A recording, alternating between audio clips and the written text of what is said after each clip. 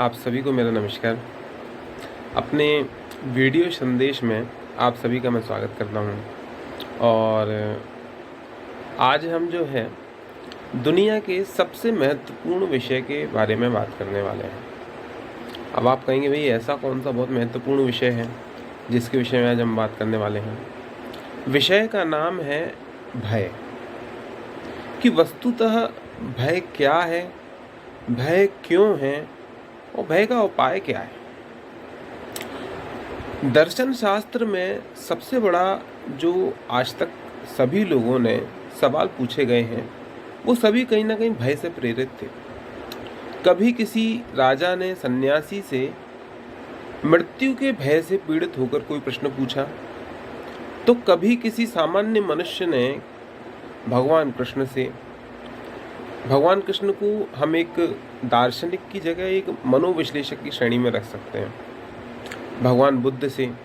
भगवान बुद्ध तो हमेशा यही कहा करते थे कि वास्तव में मैं कोई संत महात्मा नहीं हूँ, मैं सिर्फ एक वैद्य हूँ, मैं आपको आपकी बीमारी की दवाई देता हूँ। भगवान बुद्ध का तो ये स्पष्ट कहना था। भगवान कृष्ण ने भी खुद को योगी कहा, उन्होंने स्वयं को ये कहा कि मैं सिर्फ योगी हूँ। तो जीवन की सबसे महत्वपूर्ण और मानव के मन की सबसे जो गहरी फोर्स है, जिसे हम कह सकते हैं सबसे गहरा जो भाव है भय, आज हम उसके विषय में बात करेंगे कि वस्तुतः भय क्यों है और ऐसा कोई मार्ग है, शास्त्र हमें या फिर वेद हमें ऐसा कोई मार्ग बताते हैं जिससे हम अपने जीवन में भय से मुक्ति प्राप्त कर सकते हैं। तो सबसे पहले, जैसा कि हमेशा मैं आपको कहानियों के माध्यम से कोई विषय समझाने का प्रयास करता हूँ, तो आज फिर से कहानी के माध्यम से हम चालू करते हैं। कहानी में क्या होता है कि एक गांव था। गांव जो है वो आदिवासियों का गांव था।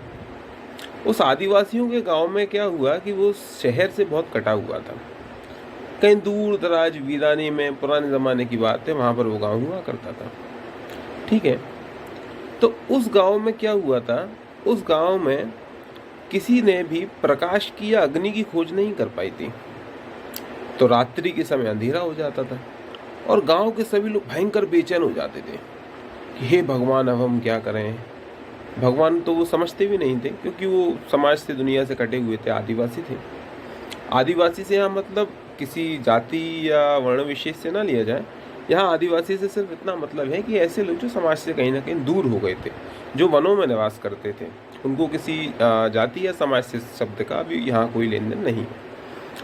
तो भैया आदिवासी वहाँ रहा करते थे। अब क्या हुआ, वहाँ पर रात को अंधेरा हो जाता था, बच्चे बिलखने लगते थे, माताएं बहनें डरने लगती थी, गांव का मुखिया भी परेशान हो जाता था। अब भैया एक दिन सुबह, और सुबह जैसी उजेला होता था, सब लोगों को आनंद आ जाता था, प्रकाश हो जाता, सब चीज़ें दिखने लगती थी। और रात्रि के अंधेरे में सभी लोग अंधेरे से भयभीत हो जाया करते थे। अब ऐसी स्थिति में क्या किया जाए। ऐसी स्थिति में गांव के सभी लोगों ने इस भय से बचने के लिए अलग अलग उपाय सोचे। एक दिन उन्होंने क्या किया, गांव के सभी लोगों ने हाथ में, गांव के मुखिया ने कहा, सभी लोगों ने विचार किया कि एक काम करते हैं, आज रात्रि को अंधेरे को आने दो, हम हाथ में तलवारें लेकर के अंधेरे को काट देंगे।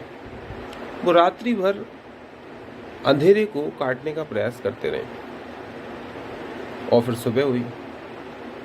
उनको लगा कि देखिए हमारा प्रयास सफल हुआ, आज हमने रात भर अंधेरे को काटा है, देखिए सवेरा हो गया, यानी कि हमारा प्रयास सफल है। और फिर उसके बाद में क्या हुआ, फिर दोबारा से अंधेरा हो गया, गांव के लोग फिर से परेशान। फिर उन्होंने अगला प्रयास क्या किया, इस बार उन्होंने कुछ बाल्टियां ली और बाल्टियां ले करके खाई में अंधेरे को फेंकने का प्रयास किया। उन्होंने ये प्रयास किया कि किसी प्रकार से हम अंधेरे को भर करके खाई में फेंकाएं, लेकिन फिर से परिणाम फिर से वही दुखद परिणाम सामने आया। और उसके बाद में क्या हुआ, फिर से दूसरे दिन अंधेरा हो गया। गांव वालों ने अनेकों प्रयास किए, फिर गांव वालों ने कभी अंधेरे को ही एक सूरत बना करके अंधेरे की पूजा करनी चालू कर दी। उन्होंने ऐसा मानना चालू कर दिया कि वास्तव में ये जो अंधेरा है ये कोई भय नहीं है, ये कोई वास्तव में दुख नहीं है, ये अंधेरा ही हमारा सबसे बड़ा सुख और हमारे जीवन के सबसे बड़े आनंद का कारक है। गांव के सभी लोगों ने रात्रि के अंधेरे से, जिससे वो सबसे ज़्यादा भयभीत रहा करते थे, उसकी बहुत बड़ी मूर्ति बना ली। और मूर्ति बनाने के बाद में सभी लोग एक पागलपन की दौड़ में चलने लगे। किस पागलपन की दौड़ में? कि यह अंधेरा रूपी एक भयानक देवता है जिसकी हम पूजा करते हैं, और उसके बाद में ये देवता रोज़ बलिदान चाहता है। और गांव के मुखिया ने कहा कि इसको हर महीने हम जो है एक व्यक्ति मार करके इसके सामने डाला करेंगे, ताकि हमसे खुश रहे, हमें परेशान ना करें। क्योंकि उनको ऐसा लगता था कि उनके एक व्यक्ति को मार देने से रोज सुबह हो जाएगी। वो इस बात से अनभिज्ञ थे कि प्रकृति का यह वास्तविक सत्य है कि वस्तुतः सवेरे प्रकाश होता ही है, सिर्फ रात्रि की अवस्था ही अज्ञान है। लेकिन अवस्थाएं परिवर्तित होती हैं, और उसके बाद में जैसे ही सवेरे का प्रकाश होता है तो अंधेरा गायब हो जाता है। गांव के मुखिया ने आदेश दिया। महीने महीने कर करके वहां के लोगों की बलिदान उस अंधेरे की मूर्ति के सामने लोग मरते चले गए। अब एक दिन बड़ी विचित्र सी बात हुई। एक शहर का रहवासी वहां पर अचानक से धोखे से किसी कारण से आ पहुंचा। जब वो शहर का रहवासी वहां पहुंचा, उसने देखा ये क्या पागलपन है। उसने पूछा, आप भाई ऐसा करते क्यों हैं? आप क्यों मार रहे हैं अपने लोगों को? उनको मारने की आवश्यकता क्या है? उन्होंने कहा, भाई हमने अंधेरे को मारने के सतत प्रयास किए, हम उसे रोज मारते थे और ये रोज आ जाता था, और हम इससे जितना लड़ते थे उतना शक्तिशाली हो जाता था। तो सबसे अंत में हमें ऐसा लगता है कि ये अंधेरा वास्तव में कोई बहुत शक्तिशाली देवी देवता या कोई बहुत शक्तिशाली फोर्स है या ईश्वर है, और ये हमसे कुछ ना कुछ ऐसा चाहता है, इसलिए हमने अपने ही लोगों का इसके सामने बलि देना चालू कर दी।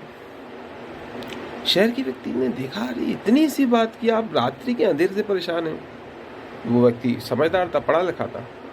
वो व्यक्ति गया, उसने क्या किया, उस व्यक्ति ने रात्रि को उन सभी के मध्य में उन सभी को बुलाया। उन्होंने कहा, देखिए अंधेरा रूपी कोई देवता नहीं है, और आप सभी लोग सिर्फ अज्ञान के प्रयास से पीड़ित हैं। गांव वाले उसके दुश्मन हो गए। सभी गांव वालों ने उसका गला पकड़ लिया। उन्होंने कहा, आज तो तेरी बलि चढ़ाएंगे, क्योंकि तूने हमारे देवता का अपमान कर दिया। तेरी इतनी हिम्मत कैसे हो गई? वो अंधेरे का देवता है, हमने सारे प्रयास करने के बावजूद भी हम उससे जीत ना सके, तो तू अपनी मूर्खतापूर्ण बातें करता है। तू कहता है कि आग नाम की एक चीज होती है जिससे प्रकाश उत्पन्न होता है। ऐसा तो सत्य हो ही नहीं सकता। तू जरूर कोई बहरूपी आया, हमें मूर्ख बना रहा है। और रात्रि को वो उसकी बलि ले जाने जा रहे थे। जैसे ही वो उसकी बलि ले जाने जा रहे थे, उसने कहा कि आप ठीक है, मेरी बलि दे दीजिए, लेकिन मुझे सिर्फ एक अंतिम प्रयास कर लेने दीजिए। मैं आपके देवता के सामने कुछ करके दिखाना चाहता हूँ। उन्होंने कहा, ठीक है, आप एक कुछ करना चाहते हैं, हम सिर्फ, लेकिन आपको सिर्फ 15 मिनट की अनुमति दे सकते हैं, आप कुछ करके बताइए।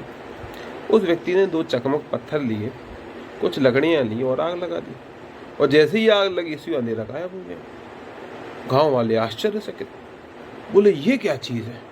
बोले आपने तो बस 1 सेकंड में इतने करोड़ों साल का अंधेरा, हम यहाँ पे करोड़ों साल से हमारे पुरखियाँ रहते आ रहे हैं, कोई अंधेरे को खत्म नहीं कर पाया है, इस अंधेरे देवता को, और आपने खत्म कर दिया इस देवता को। आपने ससुर का विनाश कर दिया। ये कहानी सिर्फ एक किंवदंती है, लेकिन ये कहानी शिक्षा क्या देना चाहती है? शिक्षा यही देना चाहती है कि मनुष्य के सभी सुख और दुख का कारण मनुष्य स्वयं है। इस संसार में कोई ऊपर से देवी देवता, कोई ऐसी ऊपर बैठी शक्ति नहीं है जो आपसे ये चाहती है कि आप जीवन में दुखी रहें। मनुष्य के भय का कारण क्या है? जैसा कि इस कहानी में क्या था, लोगों के भय का कारण क्या है? मनोविश्लेषक कहते हैं कि मनुष्य सिर्फ 2 प्रकार के भय लेके जीवन में उत्पन्न होता है। जब जन्म लेता है तो 2 भय होते हैं, एक तो नीचे गिरने का भय और एक शोर का भय। एक छोटे से बच्चे को मात्र सिर्फ 2 भय होते हैं, और उसका एक बहुत बड़ा गहरा कारण है। कारण ये है कि वो नीचे गिर जाएगा तो उसको मर सकता है, वो सर्वाइवल इशू है। और यदि शोर होगा तो उसको जाग जाएगा, वो डर जाएगा। बाकी सारे भय मनुष्य ने स्वयं ने बनाए हैं। अब शास्त्र क्या कहते हैं? भगवान कृष्ण जो है वो श्रीमद् भागवत महापुराण में उद्धव को ये बात समझाते हैं कि देखो उद्धव, बात यह है कि मनुष्य के सारे दुख का कारण सिर्फ और सिर्फ उसकी निजी आशा है। अब आप पूछेंगे आशा क्या है, आशा क्यों है? मनुष्य के सारे दुखों का कारण, सिर्फ उसके भय का कारण उसके भीतर विराजमान है। वो क्या है? वो सिर्फ इतना सा है कि हर मनुष्य एक फांसी से झूल रहा है। कैसी फांसी से? हर मनुष्य ने अपने गले में एक फांसी लगा रखी है, एक काल्पनिक फांसी, और उसी पे झूलता रहता है। और उसी फांसी के डर से कि ये मुझे मार देगी, वो सदैव सतत डरा हुआ रहता है।